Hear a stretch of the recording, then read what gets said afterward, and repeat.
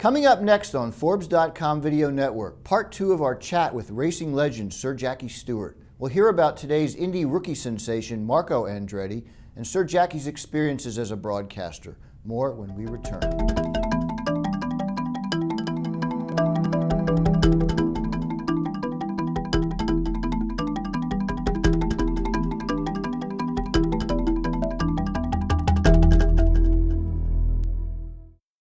We are moments away from three-time bronze medalist Hans Wegebauer's historic jump over Copper Gorge. 2004. Honey, check this dude out. There's no room for error. And we've got liftoff. Where'd he go?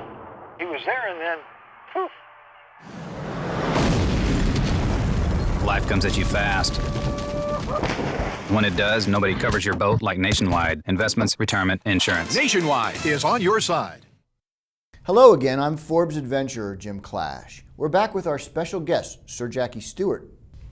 Sir Jackie, thank you very much for coming on today. It's a pleasure and an honor. Oh, my pleasure. I'll start with this. When I was young, I used to watch you on the Indianapolis 500 announce, and it was the most amazing, high-blown, emotional stuff. My mother, rest her soul, used to listen, and she'd say, oh, when something happens where a wheel comes off a car or something, Jackie Stewart, the wheel's off the car. Can you say that for me? Can you? Well, everybody says to me that the thing to remember is that it's a very good day for motor racing. And because I have such a passion for the sport, still have it, even though I'm not interested in obviously driving anymore. Yeah, sure. Clearly that came across, and to this day, I mean, I was 15 years with Wide World of Sports, and ABC were the leaders of the world of sports television at the time, and a great man called Roone Arledge was their leader, who was fantastic, and Jim McKay was their anchor man. And I learned my trade as a sports commentator from Jim McKay, who I think is probably the best in the world, and he's still very much alive, and it was a very good part of my life. But you were so emotional. You were natural. Did you ever train for it? No, not at all. Not at all. Roone Arledge put me under contract in 1971. He created the colour commentator, Roone Arledge did. Sure. And I was one of the early ones. And because I've got a high-pitched voice, I think it got through the sound of all these racing engines. So my voice became probably better known than my face, thank God, for television. Well, I say we loved it in America. Well, that brings us to this question. Of course, Formula One racing has never really caught on in America the way NASCAR has, or even IndyCar racing in the old days. And what does F1 need to do? Will it help now that we have Scott Speed, an aspiring American driver, back in the series? I know Bernie Ecclestone said something recently, we don't need America in Formula One. What are your thoughts? Problem with America, if you don't mind me saying so, visitors should be saying this, it's incredibly domestic. NASCAR is a domestic American sport with domestic American drivers. And it used to be only the deep south, if you like. That's changed. And it's now a lot of drivers from all over the place, Jeff Gordon, an Indiana boy, etc. But it is domestic. There are hardly any international drivers in NASCAR. Now go to Indianapolis for the 500 and you will see this, the field is filled with international drivers coming over there with international money to finance their rides in single-seater racing at Indianapolis.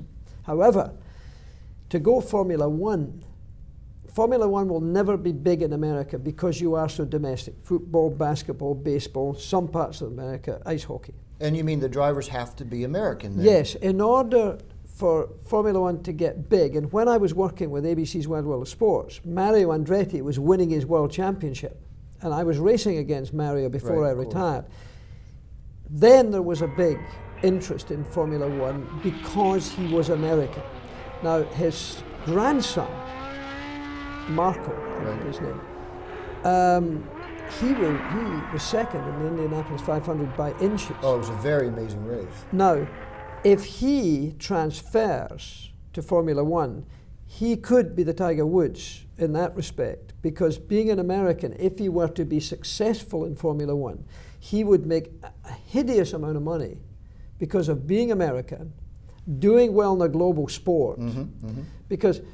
And the Andretti name, of course. Correct. That would be a big currency for us, because we wouldn't have to learn the name of Scott Speed or any other American driver, because Andretti's name just is wide, wide around the world.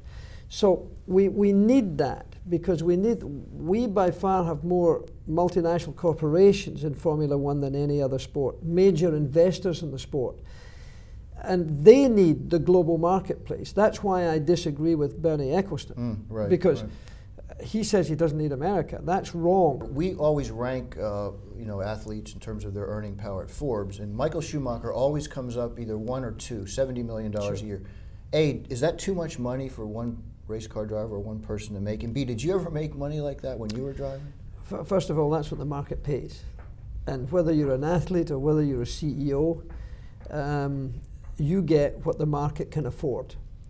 And if they perceive that paying you that amount of money is going to provide the results, whether it's on the stock prices or whether it's in the arena of sport, then you will get paid. So it's not a demand of the athlete or the CEO, it's the affordability for the result. Market force. So it's exactly that. Again, Sir Jackie Stewart. I'm Forbes adventurer Jim Clash. Check out my column in Forbes magazine or click on Forbes.com/adventurer. And thanks for watching Forbes.com Video Network.